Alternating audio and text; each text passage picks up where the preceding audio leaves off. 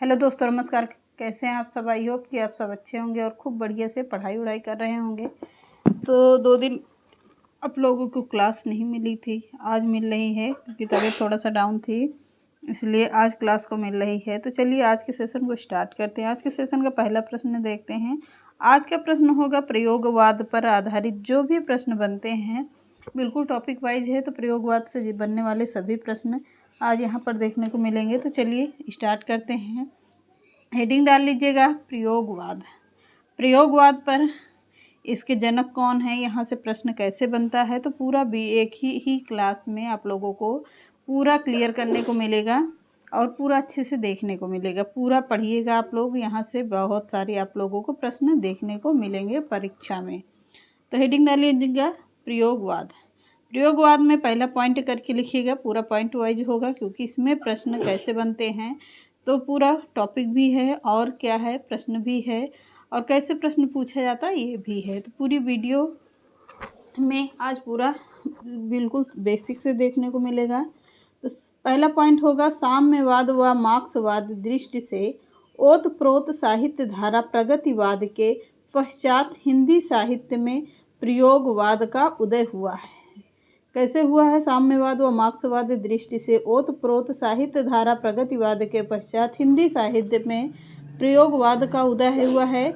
किसमें हुआ है? हिंदी साहित्य में किसका उदय हुआ है? प्रयोगवाद का उदय हुआ है। अगला पॉइंट है छायावादोत्तर काल की वह काव्य धारा जिसमें काव्य के क्षेत्र में नए नए प्रयोग किए गए प्रयोगवाद के नाम से जानी जाती है। ये सब पॉइंट हैं। किससे? छायावाद। कब से जाना गया है प्रयोगवाद को? छायावादोत्तर काल की वह काव्य धारा जिसमें काव्य के क्षेत्र में नए नए प्रयोग किए गए प्रयोगवाद के नाम से जानी जाती है। अगला पॉइंट होगा सच्चिदानंद हीरानंद वात्स्यायन अज्ञेय को प्रयोगवाद का प्रवर्तक माना जाता है। किसे माना जाता है?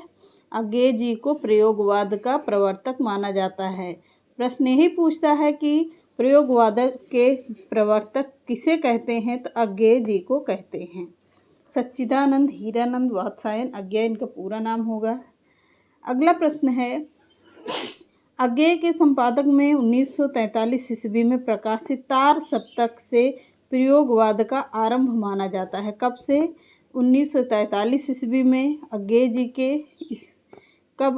के संपादन में 1943 ईस्वी में प्रकाशित तार सप्तक से प्रयोगवाद का आरंभ माना जाता है। अगला है प्रयोगवाद के संपादक में कुल 4 सप्तक हैं। कितने हैं? तो 4 सप्तक हैं। कौन कौन से हैं? जिसमें अज्ञेय ने 7 कवियों की रचनाएं संकलित की हैं। एक तार सप्तक में 7 कवि क्या हैं? कवि संकलित हैं सिर्फ एक तार सप्तक में। अगला है पॉइंट तार सप्तक की मूल योजना प्रभाकर माचवे व नेमिचंद जैन की थी। किसकी थी? प्रभाकर माचवे व नेमिचंद जैन की थी। अगला है इन दोनों ने अपनी योजना को अज्ञेय के सामने रखा था। इन दोनों ने अपनी योजना को अज्ञेय के सामने रखा जिसे उन्होंने क्रियान्वित किया। किसने किया था? जिसे इन्होंने क्रियान्वित किया था। अगला पॉइंट है हिंदी कविता में प्रयोगों के आरंभकर्ता निराला माने जाते हैं। कौन माने जाते हैं? निराला जी माने जाते हैं। अगला है निराला की कविताओं में को प्रयोगों का एल्बम कहा जाता है। निराला की कविताओं को प्रयोगों का एल्बम कहा जाता है। अगला है निराला ने छंद प्रतीप उपमान निराला ने छंद प्रतीप उपमान आदि सभी क्षेत्रों में प्रयोग किए हैं। अगला पॉइंट है निराला ने अपनी प्रथम कविता जूही की कली में कविता को छंदों के बंधन से मुक्त किया है। किसमें किया है?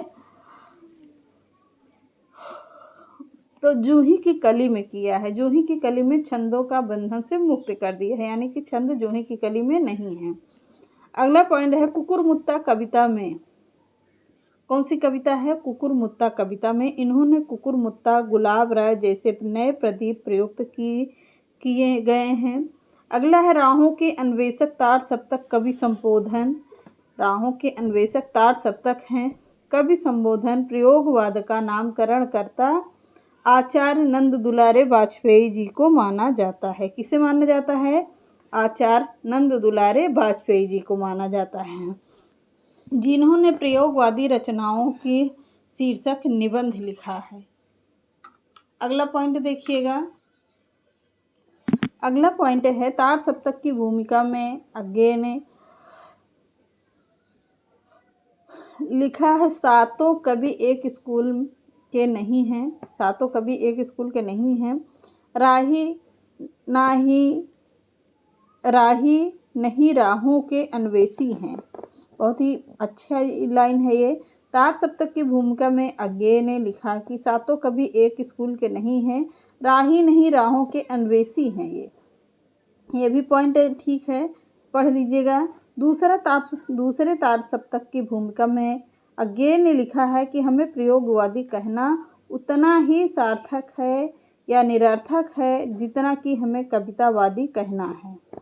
अगला है अज्ञे के अनुसार प्रयोग अपने आप में इष्ट नहीं है, वह साधन है। क्या नहीं है? इष्ट नहीं है, वह साधन है। अगला है अज्ञे के संपादक में कुल 4 तार सप्तक हैं। कितने? कुल 4 तार सप्तक हैं। कौन कौन से हैं ये देखिएगा आप लोग। पहला तार सप्तक कब हुआ है? 1943 ईस्वी में हुआ है। दूसरा हुआ है कब? 1951 ईस्वी में हुआ है। तीसरा हुआ है 1959 ईस्वी में हुआ है।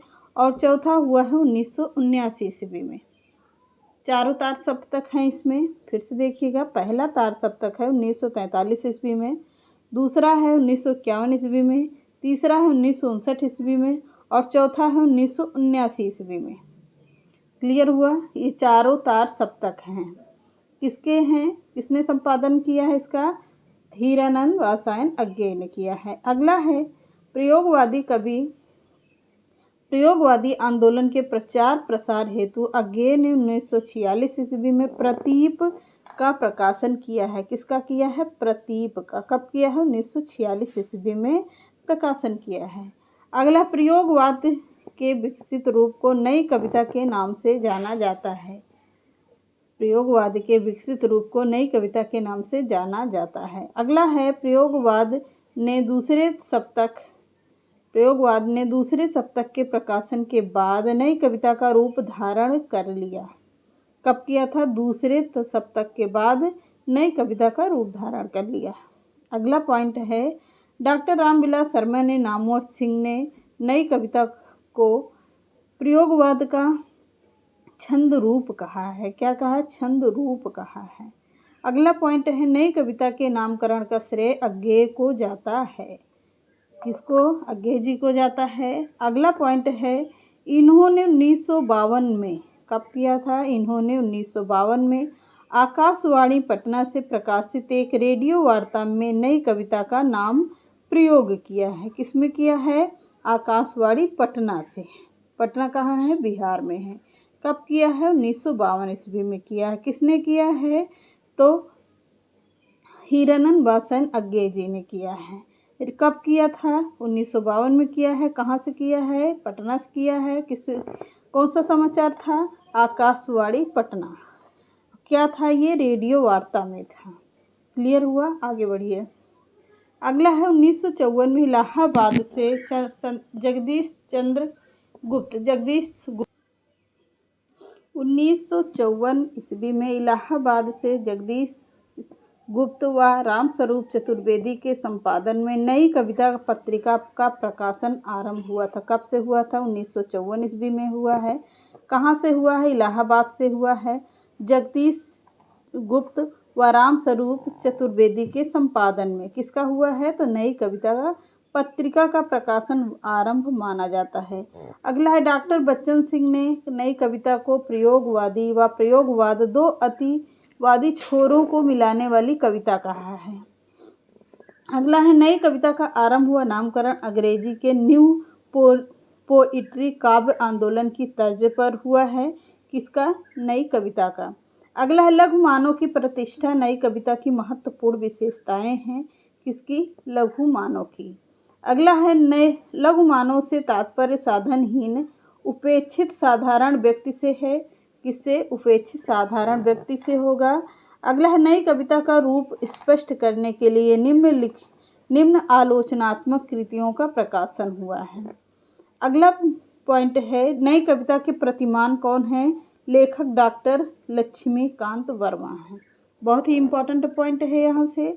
नई कविता का प्रतिमान कौन होंगे? लेखक कौन होंगे? डॉक्टर लक्ष्मीकांत वर्मा होंगे। अगला है नई कविता के नए प्रतिमान कौन थे? डॉक्टर नामवर सिंह थे। क्लियर हुआ? अगला है नई कविता का आत्मसंघर्ष लेखक गजानन माधव मुक्तिबोध हैं। कौन होंगे? गजानन माधव मुक्तिबोध हैं। अगले हैं नई कविता सीमाएं और संभावनाएं गिरजा कुमार माथुर होंगे। ये 4 इम्पोर्टेंट हो गए। अगला है नई कविता के बहाने लघु मानव पर विजय देव नारायण शाही को माना जाता है। किसको? विजय देव नारायण शाही को। ये 3-4 लोग बहुत ही इम्पोर्टेंट हैं। इसको पॉइंट बहुत ध्यान से पढ़ लीजिएगा। अगला है नई कविता नए पत्ते का खा गा प्रतिमान आदि पत्र पत्रिकाओं में नई कविता को प्रोत्साहन प्रदान किया गया है। अगला पॉइंट है लास्ट पॉइंट है नई कविता के कवियों ने रस सिद्धांत को चुनौती देकर रस के स्थान पर द्वंद्व यहाँ पर गलत लिखा हुआ है और ऐसे ही तो शुद्ध है, लेकिन यहाँ पर उसमें दूसरी तरीके आता है, आप लोग देख लीजिएगा। तनाव एवं बेचैनी का काव्य की आत्मा माना है। ये रहे पूरे आज के प्रयोगवाद पर आधारित जो भी प्रश्न बनते हैं, बिल्कुल बेसिक तरीके से हैं। तो पूरा पॉइंट यहीं से पूछा जाएगा, पूरा ध्यान से पढ़ लीजिएगा। तो चलिए मिलते हैं नेक्स्ट क्लास में। नमस्कार।